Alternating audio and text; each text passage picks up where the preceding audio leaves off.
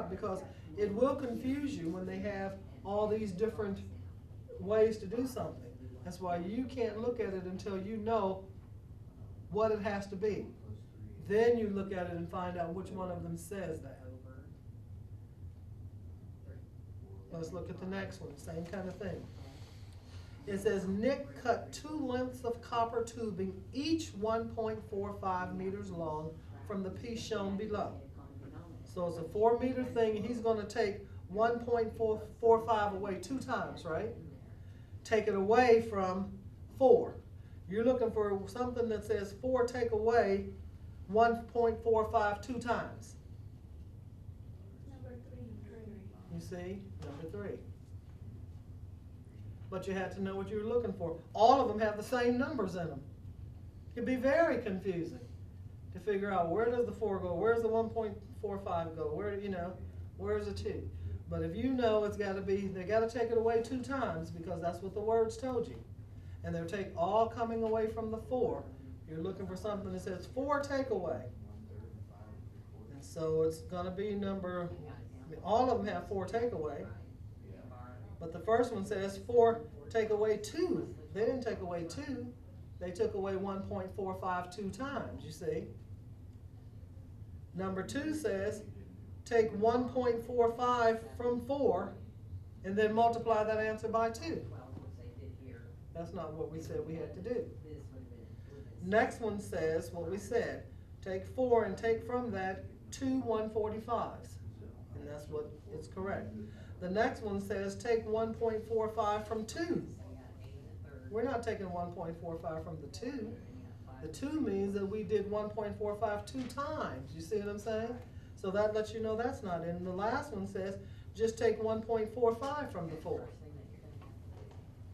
You got to take that 1.45 2 times from the 4. So that couldn't be the answer. But again, when you're doing a story problem, even when it's multiple choice, don't let anybody fool you. You don't go to the choices to try to find the answer. When you go to those choices, you're supposed to be looking for the answer that you think it is. You already think about what the answer should be. Even if your answer is wrong, sometimes you can get close. Or you can figure out, well, I know it's got, like in that 4 take away 3.25, even if you didn't know to put those zeros up there, you have to think, it's got to be less than, you know, it's got to be less than 1. Because if I just took 3 from 4, I'd only have 1 left. I'm taking more than 3 from 4, so I have to have less than 1 left. You see, you have to go through some thinking process. In that new test, that's what they're saying, it's more of that. More of that. And it should not be any harder for the people in this class to do it, because that's the way I've always tried to teach you to think about it. Not just look at those numbers. Think about what it's about. You got to translate those numbers into words. You have to make it make sense to you, because it's not the math, the big mystery of math. It's just logical thinking. Doesn't matter if you can do the problem. You should be able to figure out what you have to do the problem, even if you can't do it.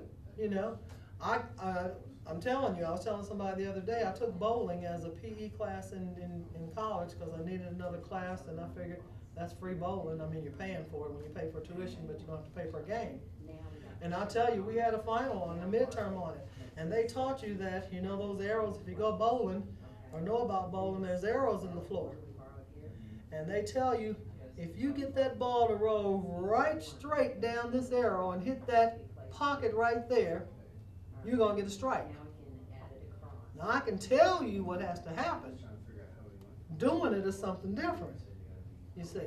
But at least I know what has to happen. I can look and say, okay, I need this pin to hit that pin that way, so I got to hit this pin on this side to make it knock off to this side, to knock into that pin over there. Now, doing it, no, I can't do it. And the same thing, you should still be able to figure out, because it's just logic. There's not anything math about how to figure it out. I know if I wanted to paint that wall, I got to figure out how much space is there, and then have to figure out how much paint it takes to cover that much space, right? That has nothing to do with geometry. I know that's what has to happen. So I know I got to figure out a way to figure out how much space is on that wall, and then how much space a can of paint will cover. Now we can subtract. You know, people see that as a geometry problem and go crazy. No, now you just have to figure out, okay, how do I figure out how much space is on that wall? They give you a formula for that. You see what I'm saying? But you had to know that's what you had to figure out. Same thing with any math problem, they're gonna be logical. Now we can subtract. Let's go on page 98. Now tomorrow, you remember I said that I won't be here for class tomorrow night, and what I'm going to have you doing during that time is doing this decimal review that goes from page 98 straight through 101, and then jumping over also and doing the fraction review to make sure you're good with those. That's on page 133 to page 136. So it's 98 to 101, and then 133 to 136 to make sure you can do those fractions and those decimals. One other thing I want to go over with you tonight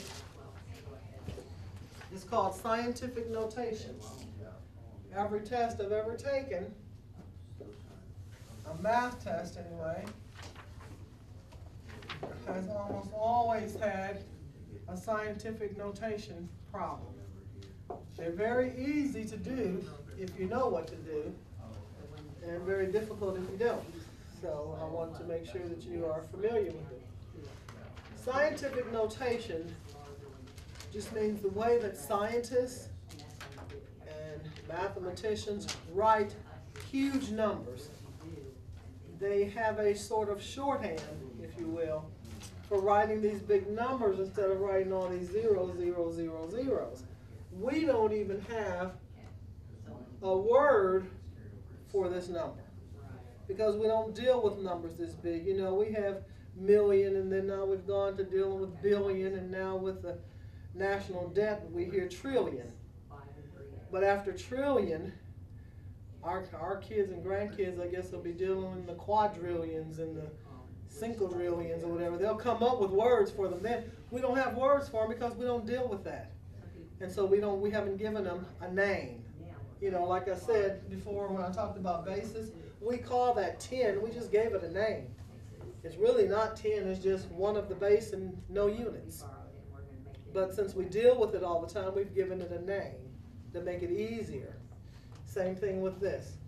Now, once we get past really here, most of us are not used to anymore. And again, you know, billion, trillion we've dealt with now. But for the most part, we don't deal with numbers as big. And if you were to see a number that big, you wouldn't know what to call it just looking at it. What scientists do, instead of putting all these zeros, what they do is reduce it to this. This number is the same as 2.7 times 10 to the 12th power. That means 10 times itself 12 times. 10 times 10 times 10 times 10 times 10, all the way for 12 times. That would be what this place was in the number system. Okay? And how you get that is that in scientific notation, you can only have one number in the unit spot. One number in the whole number spot. So what you do is you start at the end of the number, and you want to take that decimal point all the way back until there's only one number in front of the decimal. And you count how many times you have to move it. 1, 2, 3, 4, 5, 6, 7, 8, 9, 10, 11, 12. That's how they get 2.7 times 10 to the 12th. Sometimes they give you this and tell you to expand it. To expand it, you would write it and move it back out 12 times to get to the original number. 1, 2, 3, 4, 5, 6, 7, 8, 9, 10, 11, 12. Then we'd come back and just put in our commas so that we can, and you'd come back to that same number. Okay? So if they want you to write a number in scientific notation, Alright. you take the number, it could have been, I took 6 minus 2 and got, when you add this and this, you get this, right? 16, 12. And then you brought doesn't all have to be zeros. there you Could be, it could not be. go. They wanted that in scientific notation. Where did you get 12 off? Isn't 16 minus 2, 14? How many did I count? I think 13. You put all the numbers there. Subtract. They're never this long, I just did that just to show you what it would be. But you'd put all the numbers 16 minus 2, except the zeros. fractions. And it's times 10 to the however many times it took you to get back to here. Over what? Okay? Right. Because 10 to the 13th power is this, Okay, now how can you change it 1 to a mixed with fraction? 13 zeros. Okay. 1, 2, 3, 4, 5, 6, 7, 8, 9, 10, 11, 12, 13. And leave it improper, it has to be proper, so how do you change it to a proper? And if I took this and multiplied it times this, We did, we divided. I would get back to that number again. 12 and 14, right? Okay? Okay.